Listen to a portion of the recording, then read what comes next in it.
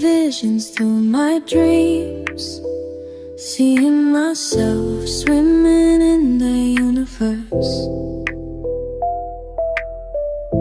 My ancestors gave me gifts to read cards, predict and heal.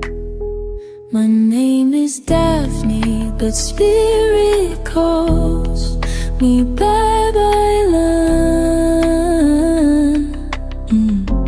Angels communicate through numbers. Intuition is so deep.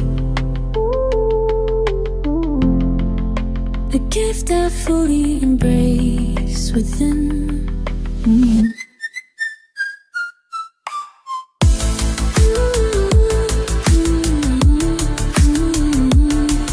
Hello everyone, welcome po sa inyong almost personal read.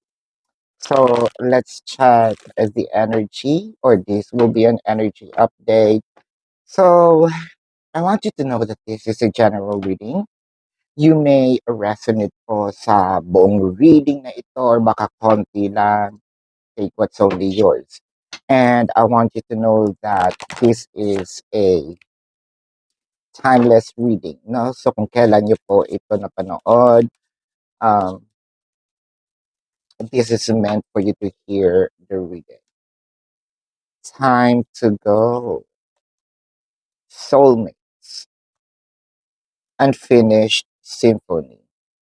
So for those who believes in this spiritual connections, so you feel like, ay nako, this is another lifetime, no, na hindi namin mako-complete itong mission namin. For a few numbers of you, it could be that you feel like your soulmate is going against the flow of, what's meant to happen. For a few numbers of you, your twin flame, no, feels like they are running from, the supposedly mission. So you feel like, so anong gagawin ko kung yung kabiyak ko naman, no, kung yung aking soulmate or twin flame is laging tumatakbo. So, lagi na lang ba akong maghahabol? Is this going to be another parang hit and run, no, kind of relationship?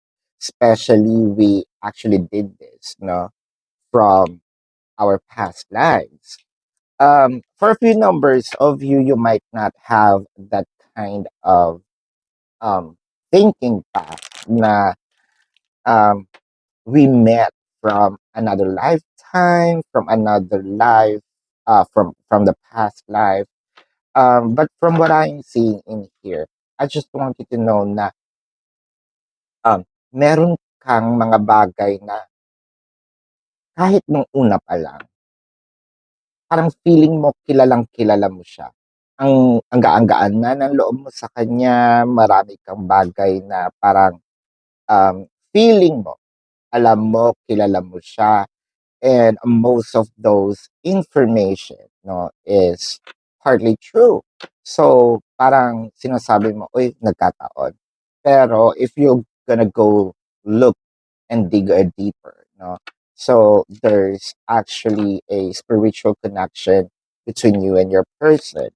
So with the Eight of Wands, the Ten of Swords, and the Two of Swords.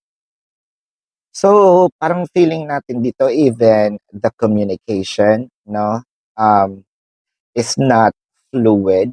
So less to no communication kayo ni person. So there's energetic separation. Pwedeng nakikita nga kayo, no, for a few numbers of you, pero hindi na tulad ng dati yung conversations ninyo to a point na hindi na nga kayo nag-uusap. Even, no, doon sa mga nag-chat, lalo na merong physical separation, it might be a combination of physical and energetic separation na parang sinasabi natin dito, uy, naka-block na rin, no? Naka-block na rin ako sa kanya. or blinlock ko na rin siya kasi nga meron ditong idea na, wala namang nangyayari. So, mag-i-stick ba ako sa mission namin kung ako lang, 'no, ako lang ang nagtatrabaho, ako lang ang gumagawa ng mga bagay-bagay. So, parang sinabi dito mo, 'no, na I deserve to be happy din naman. I deserve to have a relationship na kahit siguro hindi na, 'no, wala kaming spiritual connection, 'no, basta ang gusto ko in this lifetime, maging masaya naman ako. With the Ten of Swords, clarified by the Three of Wands and the Five of Pentacles. So, ang tagal ng pag-aantay natin. Is this a continuation of our previous reading? I think that reading was the other day, no? Yung parang sinasabi natin na napagod ako ng ah, napagod ako ng kakaantay kay person. Napagod ako ng um, kumbaga, I'm watching the person from afar. So, wala naman nangyayari. So, anong gagawin ko dito? Magmumukmok, lagi na lang ako nakatulala, nakatunganga, nakatanghod kay person. Hindi naman siguro fair for me, no? Na I will be stuck in that situation. So, with the Two of Swords clarified by the Five of Pentacles and the uh, Five of Wands and the Three of Pentacles. So, ang makikita natin dito, parang sinabi mo, palagi naman kaming away-bate, no? Parang ang nagiging solusyon namin dito is separation, reconciliation, separation, reconciliation. It felt like I am in a loop. So, parang sinabi mo sa sarili mo dito, nakakapagod din yung ganong sitwasyon. I think that you decided to cut your person kahit masakit, no, sa'yo. Especially for a few numbers of you with the Five of Wands na parang inilagay pa kayo sa third party situation. You feel like, bakit ako makikipag-competition sa isang tao na supposedly, no, na para sa akin. Ang hirap kasi lumaban sa isang battle, no? Kung yung akala kong kakampi, sumuko na pala. So, ako na lang ang lumalaban, no, dito sa relationship namin. Ang buong akala ko, we are a team. Pero yung team ko, nagpahinga na pala, no?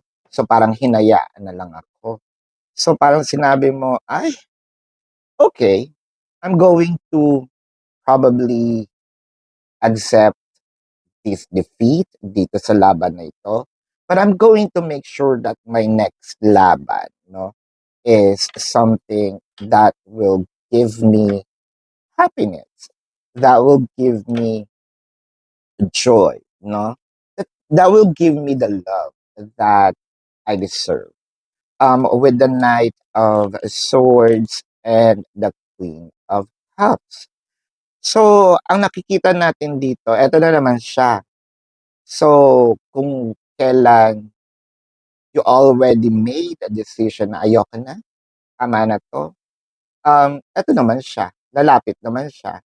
Eto naman siya, maghahabol naman siya. So, mangangako na naman.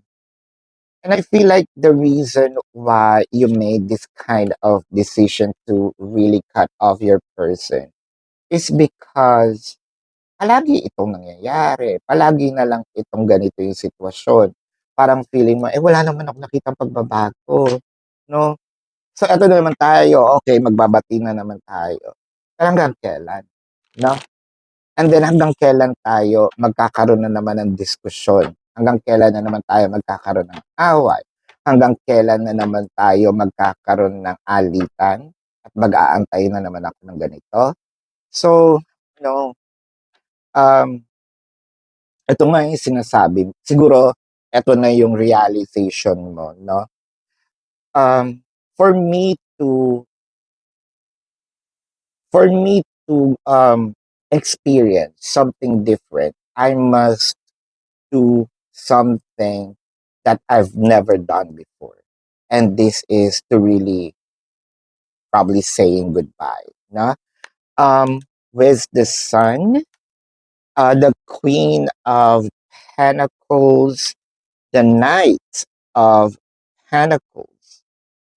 Yung iba sa inyo na meron ng anak, no? Parang sinasabi mo, ay, kailangan kong magtrabaho para sa anak ko, kailangan, parang maging stable yung flow ng money. So you might, with the Queen of Pentacles, you might gonna go invest in business. Pero ang sinasabi mo dito, stability is very important to me right now, lalong-lalo na wala akong maaasahan. Para doon sa mga walang anak, no? Ang sinasabi mo dito, either way, kahit wala akong anak, no?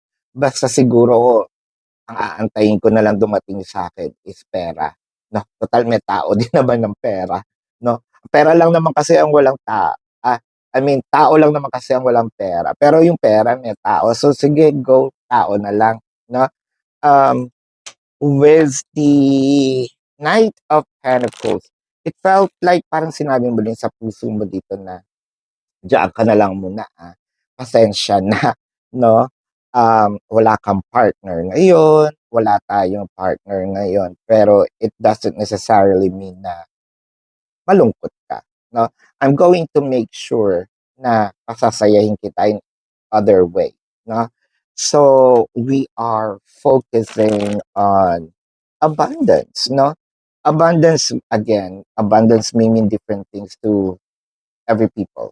Abundance may mean literally money, business, peace of mind, collections ng bag, collections ng sapatos, no? Relationship, whatever the abundance that you feel like.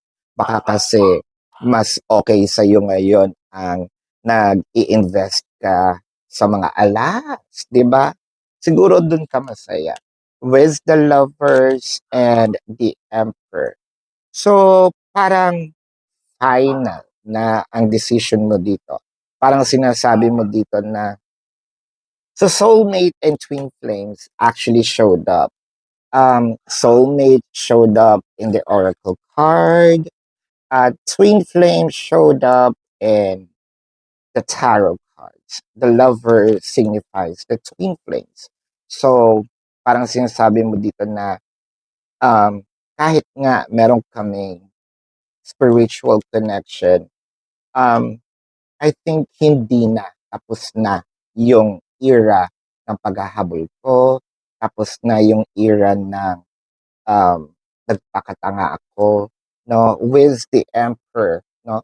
I'm going to embrace this strength of the Emperor. The Emperor kasi is a person who don't really take actions that much, pero pag nag-take action siya, sigurado kasi Emperor is is a suit higher than a king.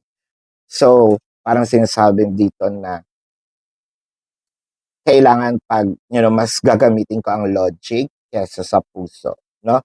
And from what I am seeing, with the venture, no, whether this is business, or going into another department, company, I'm seeing success because the love verse also signifies surpassing the challenges, no? And the emperor is sort of um, acceleration, whether this is of of a job position, um, of your status, no? Especially social status. Um, yeah, I'm seeing accelerations. So this is still a good reading, no? I feel like ito yung part na sinasabi mo, this is the best decision that I can give to myself, no? So let's check the zodiac sign of your person. This can be their sun sign or a placement in their chart. I am seeing uh Aries, Gemini, Taurus, Virgo, Leo, um, Capricorn, Pisces, Sagittarius, Gemini. So, kung gusto niyo po no na magtanong sa akin sa video na ito, there is a link. So you may want to click the link in the description box. Dadaling kayo dun sa aking website. Information were there. Name, number, QR code, amount per question, no? If you want to book a private reading, nandun din po siya sa description box. So, this is your reading. Love and light to you. Predicting Namaste. future is See you my po sa susunod na purpose. video. Yelling the stars align.